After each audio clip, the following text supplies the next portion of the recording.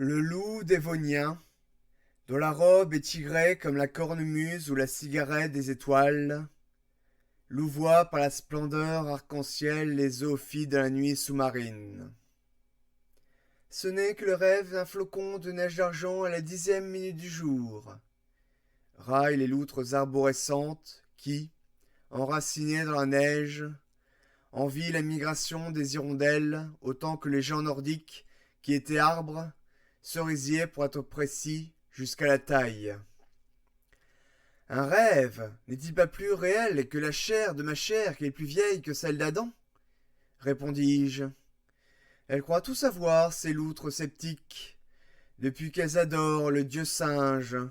pendu à la branche du cèdre, et qui égara les 100 premiers chevaliers des premiers jours de l'univers en expansion sur la route des cygnes, alors qu'ils cherchaient les flamants roses et les outardes. Qu'elles adorent, dans la transe,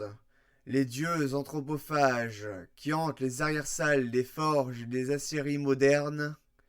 ou traînent leurs chaînes dans les palais de givre sur la combe des nuages,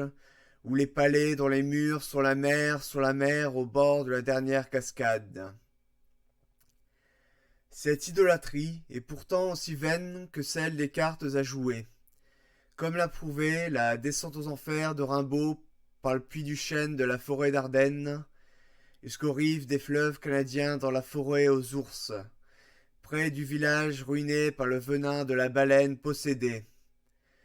là où s'ouvre la plus ancienne caverne aux chauves-souris,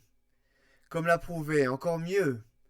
le périple, ce prochevalier du roi Clovis, son exil par la médisance courtisane, par les puits de pétrole et les mers de sang glacé qu'agitent jusqu'au ciel les grands monstres albinos à la carrure de montagnes jurassiques, jusqu'au royaume d'Inde où il sauva la belle princesse Suryabai du grand serpent d'Agathe aux écailles de jet à la tête dorée. Vanité des vanités, tout est vanité, répond en soupirant la cochique des présavières, avant de sourire aux larmes, aux mille hirondelles bleues, de retour d'Égypte et petites églises de Nubie.